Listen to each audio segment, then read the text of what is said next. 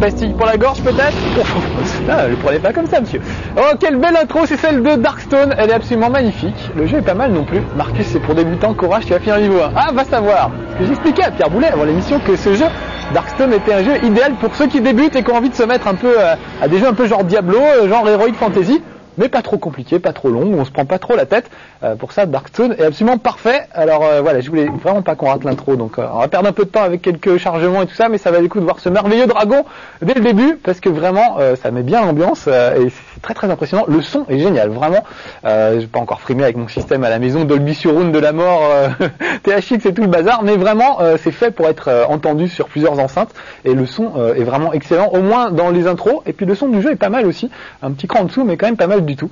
Alors vous connaissez peut-être Darkstone, c'était sur PC avant, là aujourd'hui on est sur PlayStation, c'est pour ça qu'on le fait, sinon ça date depuis un bout de bon moment, c'est au moins un an, si c'est pas deux, Darkstone sur PC, et c'était assez réussi en tout cas pour les néophytes, allons-nous dire, pour les gens qui sont pas trop habitués au jeu de rôle. Alors regardez, on va choisir un personnage, c'est ça le jeu de rôle, c'est de prendre un personnage qui va évoluer au fil de l'aventure, donc il y a différents types, des guerriers, des voleurs, des moines, etc. Comme d'habitude, donc comme d'habitude je vais prendre la plus mignonne, c'est-à-dire une Amazone, et on va lui rentrer un petit nom, je sais pas, tiens, Bibiche, c'est joli comme nom, Bibiche. Voilà. C'est un peu long à écrire, hein. Je m'excuse. Voilà, mais au moins c'est joli comme petit nom. Voilà, et puis elle a ses caractéristiques, on va les regarder. Voilà, je vais commencer une nouvelle partie. Alors j'aurais pu créer plusieurs personnages, voilà, là c'est toutes ces caractéristiques, l'agilité, la force, la puissance au combat, etc. Et puis on verra tout à l'heure la suite. On démarre au niveau apprenti, on n'a pas le choix, voilà, c'est parti. Et donc l'idée c'est qu'au début vous avez vu, elle a... je crois... est de retour. Ses frères, disciples de Kaliba, ceux-là même qui jadis l'ont banni, sauront-ils apaiser sa soif de vengeance et de pouvoir? Ah, on va savoir. Drac, c'est le grand méchant de l'histoire, évidemment, il a envahi toute la région. C'est ça la trame, disons, du scénario, parce que ce qui est génial, c'est que le scénario change à chaque fois. Donc je vais couper cette intro là parce qu'elle est un petit peu moins jolie, mais vous la regarderez chez vous.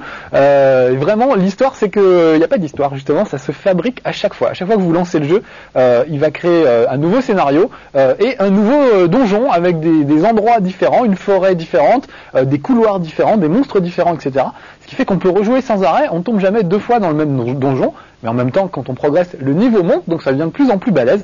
Et pour ça, c'est très très réussi, parce qu'on peut vraiment prendre la manette, jouer pendant 2 heures avec un niveau assez simple, puis la reprendre après et se mettre dans le bain, puis recommencer sans arrêt. Ce qui n'est pas le cas des gros RPG, genre Final Fantasy, etc., où à chaque fois, c'est des aventures qui durent une trentaine, une quarantaine d'heures. Là, on arrive vite au bout. Alors là, je pourrais aller en ville pour visiter. Je vous fais juste voir 2 secondes le tour de la ville au grand galop. On trouve un peu de tout. Il y a un forgeron, il y a une voyante qui est là, qui peut vous régénérer un petit peu. On va parler à Madame Irma. Voilà, guérir. Hop, on a guéri. En plus, c'est gratos, c'est super. Il y a un maître d'armes. Enfin, il y a un peu de tout. Une auberge pour se reposer. Donc, on pourra revenir dans cette ville pour se reposer un peu plus tard. Regardez bien, je peux tourner avec la caméra autour du personnage. Il me met en transparence. C'est pas un bug en fait. Il met en transparence les endroits que la caméra traverse pour qu'on s'y retrouve mieux, et on peut zoomer et dézoomer. Regardez, il y a même quelqu'un qui fait la manche et qui joue du Francis Cabret. J'étais assis sur un caillou de porcelaine. Ils ont trop mon look, les ménestrels, avec le gars en train de se gratter le trou du lutte sur le côté là, c'est assez sympathique. Bon allez, on n'a pas que ça à faire. On pourrait évidemment s'équiper en potions magiques, etc. Comme on n'a pas trop de sous au début, si allez, juste pour vous faire voir. Peut-être aller acheter un casque ou je sais pas, un truc pour me protéger. Voyons ça, qui vend quoi, je sais même plus. Voilà, lui il enseigne différentes disciplines, enfin vraiment on peut améliorer son personnage au fur et à mesure. Il y a même un poulet, vous avez vu, on l'a croisé. Donc on peut vraiment progresser tout au long du jeu, et ça c'est plutôt bien.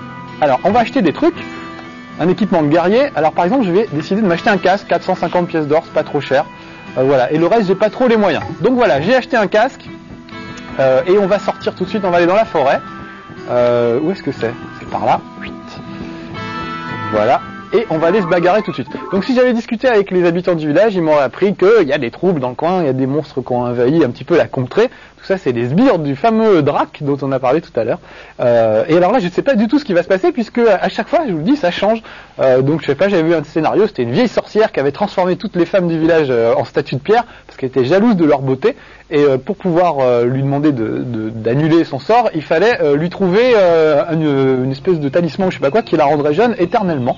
Donc c'était ça ma quête. Oh là, ça va commencer à friter, donc tout de suite, je vais dans mon inventaire.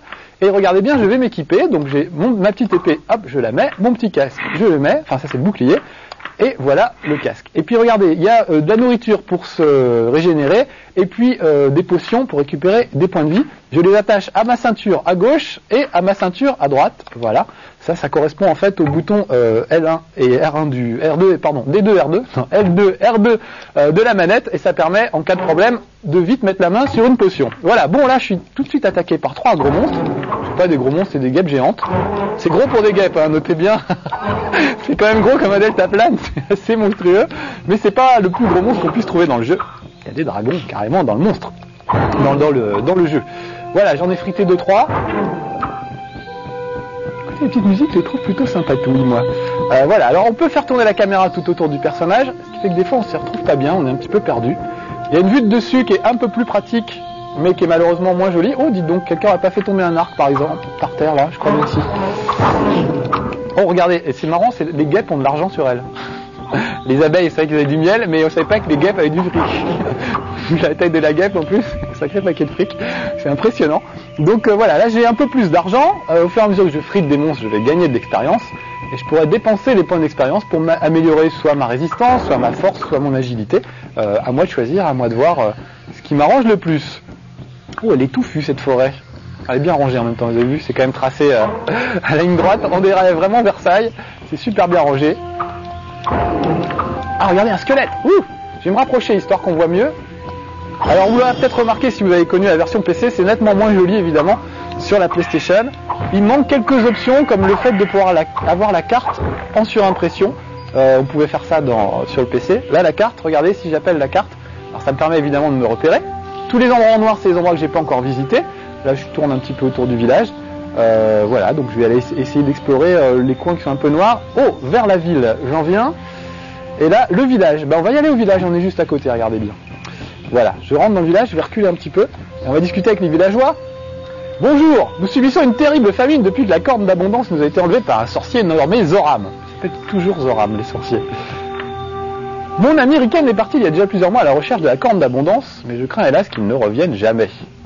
Donc vous voyez, ça c'est une des missions que je peux avoir, ça va être de récupérer ce gars qui allait, ils ont besoin de manger, il faut qu'on retrouve la corne d'abondance, et au passage si on peut leur pote qui s'est un peu perdu dans le donjon.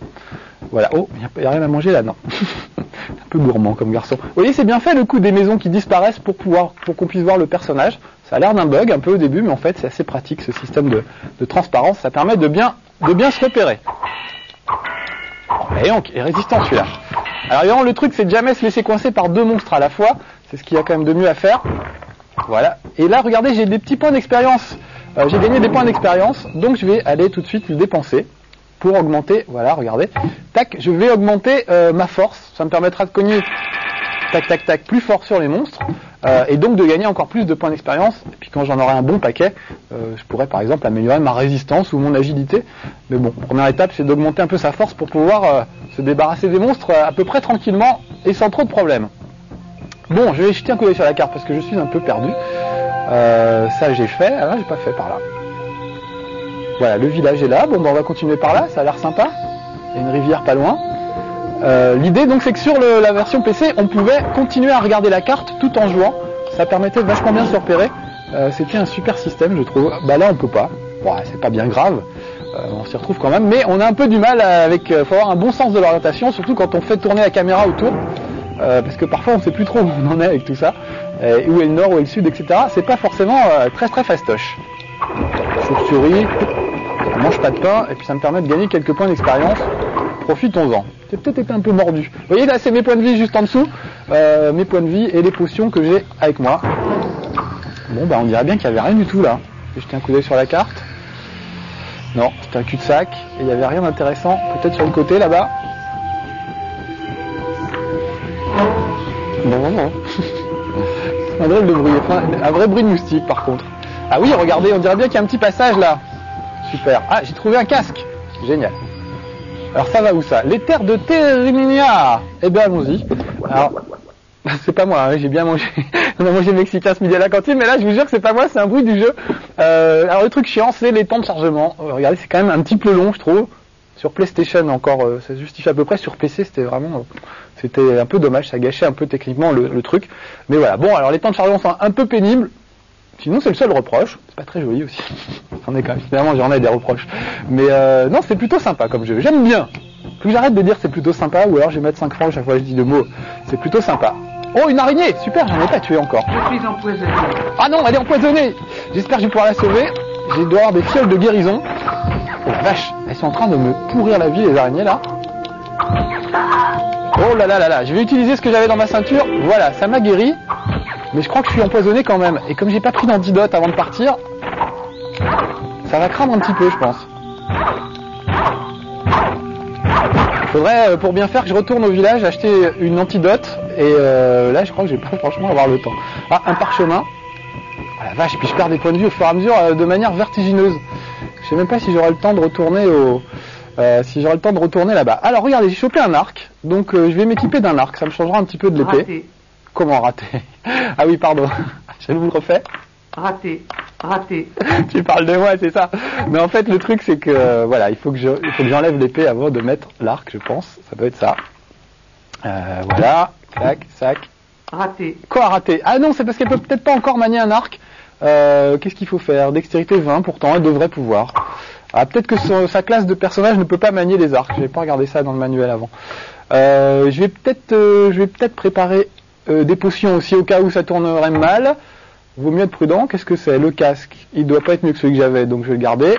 Je vais manger un peu de nourriture, ça me fera du bien. Le parchemin, c'est un sort de lumière. Je vais le mettre à la ceinture numéro 1. Et tac, la ceinture, l'autre ceinture. Ah bah c'est bon, j'ai déjà, mes ceintures sont pleines. Voilà, je me parle à moi-même. Oh là là, ça va pas aller.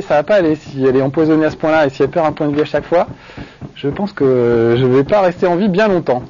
Bon, j'ai vu l'entrée tout à l'heure, donc autant y aller. Voilà, entrée du niveau 5, regardez, c'est par là. Tac, je vais essayer d'y aller.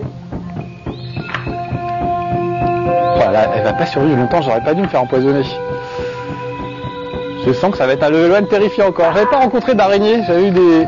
Voilà, mais il y a du monde là. Voilà, bon, je vais me faire tuer par des gros monstres, comme ça ce sera réglé. Je vais me retrouver à la ville, voilà. Des hommes lézards. En fait, je crois que je suis allé un peu vite dans un endroit où il fallait pas trop que j'aille, parce que j'avais pas encore assez de force pour résister à ce genre de personnage. Parce que moi, je débute là, Level 1, ça s'appelle cette émission.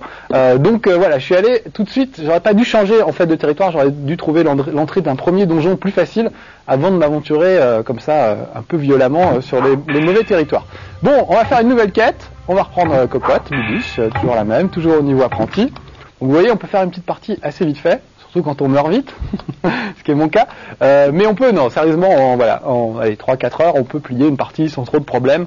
Là, j'ai un peu fait l'andouille, évidemment, comme d'habitude. Vous m'intimidez, que voulez-vous, je n'y peux rien.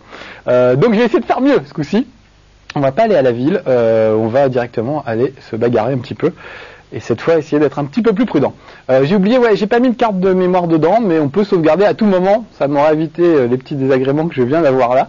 Voilà, j'aurais été un peu plus tranquille.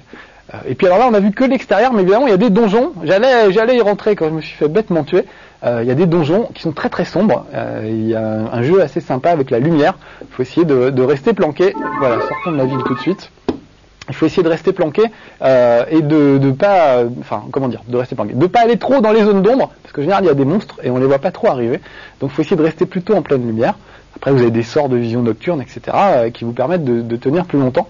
Parce qu'évidemment il y a de la magie. Il y a pas là j'avais des arcs et des flèches et puis des épées, mais il y a des armes de plus en plus balèzes, genre une hache, un gros marteau de guerre, etc. Et puis surtout il y a des sorts qu'on peut utiliser. Alors je vais équiper, voilà, équipé. Alors ce coup-ci, vous voyez, j'ai pas de casque, donc ça va être un petit peu plus dur peut-être. Voilà. Et je vais essayer de trouver assez vite l'entrée du niveau. Il faudra que je trouve un donjon assez vite, comme ça vous verriez l'intérieur.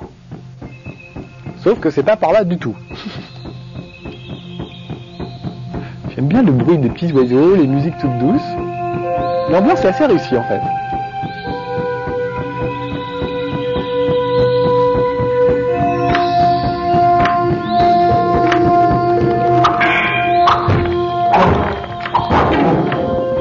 quelques squelettes. Ah, il y a un truc là, par terre. Il y a un truc par terre, je l'ai vu. Alors qu'est-ce que c'est? Un spectre. Super. Ça doit être une arme magique, mais je crois qu'elle n'est pas magicienne, mon Amazon, donc je pourrais pas l'utiliser. En fonction du personnage que vous prenez, évidemment, ça va faire des choses très très différentes, puisqu'ils sont plus ou moins résistants, ils utilisent plus ou moins bien la magie, ils ont différentes capacités. Donc il y a de vrais éléments de jeu de rôle dans tout ça, qui fait que c'est assez varié et plutôt riche en fait. Moi j'aime bien Darkstone. Même si c'est moins réussi que sur PC, c'est quand même un type de jeu assez rare sur PlayStation. Donc si vous avez envie de vous y mettre, c'est plutôt pour les débutants je dirais, mais si vous avez envie de vous y mettre, ça peut valoir le coup d'essayer Darkstone.